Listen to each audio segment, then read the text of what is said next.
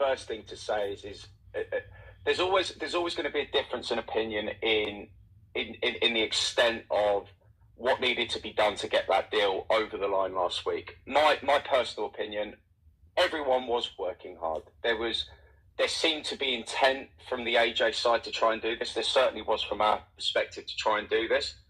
We made quite extensive requests over to their side, both verbally, both in email, both in text messages, chasing them down to try and engage with us in a quicker fashion last week.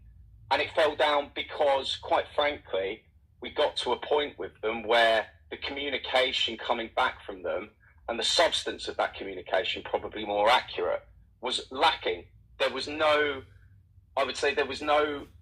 ambition on their side to help me try and keep the thing going. That's what it felt like by the end of it. And, we got to a point, I think, I heard Eddie say on that the last time we spoke was on Thursday. I think video interviews that he did yesterday, he said that it was actually Wednesday. The truth of the matter is we were waiting for a turnaround on a contract to come back to them on Wednesday evening. We didn't get that. We instead got an email, a request from Frank Smith, who obviously works for Matchroom, to ask us if we'd be still, up for having discussions and to continue discussions. Quite quickly after that, Eddie and I spoke late in the night. It was left that he was going to email me something over to the extent of dealing with what they declared as their final issue related to the way that we drafted the contract, which was related to our position of having final say. On that call, I suggested that we insert some type of language to deal with having an arbitrator, a mediator in the place to settle disputes. We followed that up on Thursday, inviting them to engage with us on that last, I think, real remaining outstanding point at the top line. And that email didn't get responded to. The only conversations that I've had with them since then, I tried to call Eddie a couple of times on Thursday. He didn't answer my calls, didn't get back to me. I briefly spoke with Freddie Cunningham about 8:30 in the morning Thursday. It was left that he was going to come back to me and let me know their position on how quickly they wanted to move on this thing. I chased him up with a phone call, didn't get a return, didn't hear back from him on the text that I sent him.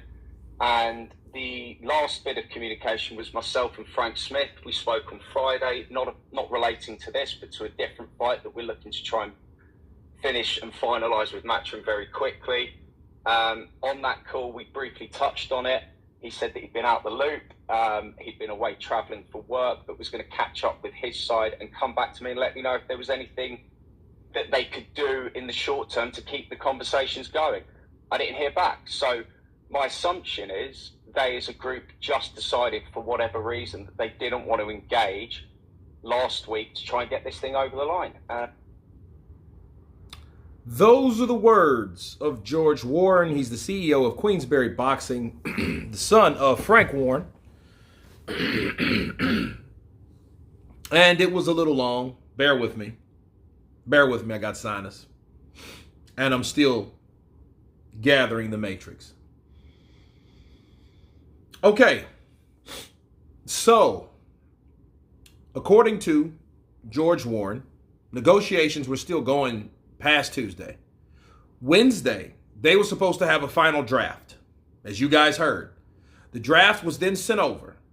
They were waiting for a response for the final draft, but instead they got an email asking about further negotiations. Thursday, Tyson Fury came out saying, "This is your last day, motherfucker. Let's have it, a today or never." Thursday, George Warren tried to get in touch with Eddie Hearn. Eddie Hearn was not reachable. Okay? He tried to get in hold of Frank Smith. Frank Smith did not get back to him until Thursday night. No, actually Friday, saying he was away and flying away on business and doing some other shit. And my question is, like, what's more important than the biggest fucking fight in boxing? What's more important than that? And we heard Thursday, and you know what we seen from Eddie Hearn? We seen 5 or 6 fucking interviews from TalkSport, IFL TV, Seconds Out. I mean, he was all over the place, right? But then yet, you hear him saying this fight's not going to get done. It's not going to get done today. It's not going to happen. It takes weeks. It takes months. It takes this. It takes that. But then yet, you just heard George Warren say that I called Eddie. No response. Text Eddie. No response. What the fuck does that tell you? That it's Eddie Hearn's fault. It's Eddie Hearn's fault. Eddie Hearn failed his fighter, Anthony Joshua. There is nothing else you can say about that. And you guys earlier today or yesterday, for some of you, you guys heard first Frank Smith say that it took 6 to 7 weeks to get the Conor Benn versus Chris Eubank Jr. fight done, right? Then Eddie Hearn said, and that same fucking, because I combined those interviews together. It was Frank Smith first, Eddie Hearn second. I'll leave the link below. Eddie said it took 3 months for Conor to sign. I'm like, well, wait a minute. Did it take 3 months or did it take 6 to 7 weeks? That's a big fucking difference. I'm a stickler when it comes to time. Because time is everything. Time is in the essence. Time is what they needed to get the fight done, supposedly. But then, was it? What did they do with their time? Did they really take that time seriously? No, Eddie talked about how long it generally takes to make a fight to this magnitude, and we haven't done this, and we haven't done that, instead of try and get the fucking fight done. See, it's 2 people at fault. It's Tyson Fury for not being fucking professional, but more so Eddie Hearn, because if Eddie Hearn really tried to get this shit done, it might have got done. See, you don't not answer text messages or not answer fucking phone calls when you know a fight that you claim you want this big to this fucking magnitude. You don't do something and not answer phone calls. I just don't believe that shit. I don't believe it. See, listening to the inconsistencies of that first interview that I had yesterday, I'm certain Tyson Fury was impatient. And anytime you have one side impatient, but both sides wants it done, but one side is impatient, what does the other side do? Okay, let's narrow down the bullshit to get this fight done. How far do we have? Eddie Hearn said, well, we got like a week or so. Okay, if you had a week or so, what the fuck? Like, that's what you needed, and then all of a sudden you stop communication. So it's basically you just gave up without saying shit, and now you're talking to every Tom, Dick, and Harry that, oh, well, this fight wasn't getting made. Fights to this magnitude don't get made, instead of answering phone calls to tell a motherfucker it won't get made. That's no different than Shelly Finkel not answering his phone calls when he knew he didn't want to make a fight with Eddie Hearn and Joshua and Wilder. That's just like Shelly Finkel doing the same shit. These guys, these businessmen that get paid millions of dollars, needs to be more accountable for what they do. Counterpunch. They need to be more accountable for the things that they do and the decisions that they make. They need to be more fucking punctual. They need to have their shit together more. Okay? Because it seems like George Warren said, it seems like what they were doing is bullshitting us. And it looks like there was nothing really done. And anybody that knows business knows that when someone's serious about something, they're going to get punctual. You're going to see something. You don't say, hey, we'll get back to you. I'm waiting for this. And then you don't do it. Then in return, you say, hey, are the communications still open? And then now the communications weren't open because Tyson Fury came out, I'm fucking tired of you dosas. And then that shit didn't happen. So what really went down is Eddie Hearn, the man at the Zone, didn't want to share any type of business with another huge company to come together. Just like every other tyrant fucking promoter that you have, that's no different than Al Heyman at this point. If you didn't want the fucking fight to happen, say we don't want it to happen. Don't talk around AJ, I work for AJ, I just do what he tells me to do. He told you to make the fucking fight and you didn't do it. Poor bastard he is, because you've signed a lifelong contract with him. What kind of bullshit is that anyhow?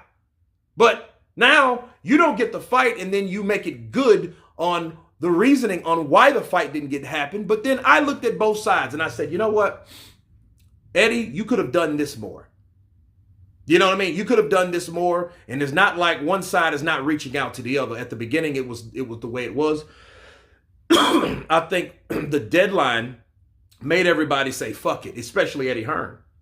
Instead of him saying fuck it, he was just like, well, we're not going to do it. I don't trust anything he says. Well, obviously, Tyson Fury normally doesn't go back on something like that, and he did. I don't understand why he did it one fucking day. So I would give Tyson Fury 25% of that fault. But I would give Eddie Hearn 75% of that fault. Absolutely. Because even if he wasn't the guy, even if he, that was through 258 management and all that, because Joshua has his big management company and all this shit with all these business people and this, that, and the other. Okay.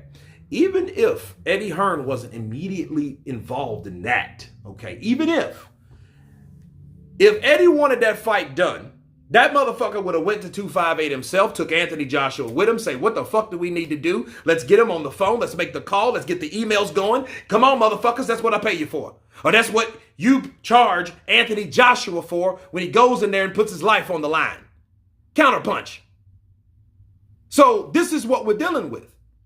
See, I'm glad I got this information because I always know there's two sides of the story. When you listen to one motherfucker, you better listen to both. You better listen to tails if you already heard heads, okay? And see, me knowing what's going on in this situation, I'm convinced that Eddie didn't want to share profits with Frank Warren or Queensberry. But in return, this is what they did for a trade-off. If Derek Chisora fights Tyson Fury, we already know that Eddie Hearn sat on that fucking contract and did not allow certain things to take place for Anthony Joshua to fight. That's what happened. Same day, different fighter, made with the fighter that you're supposed to be negotiating with? No, I don't buy it. See, they traded Chisora, a 258 fighter. That's Anthony Joshua's fighter. They traded him for Tyson Fury because they didn't want Anthony Joshua there because Anthony Joshua's the money man and they didn't want him to lose again. They didn't want to see any type of situation that goes down like that. They didn't want to see that. So it didn't happen. Okay? They didn't want their boy. Just like Al Heyman don't want Errol Spence.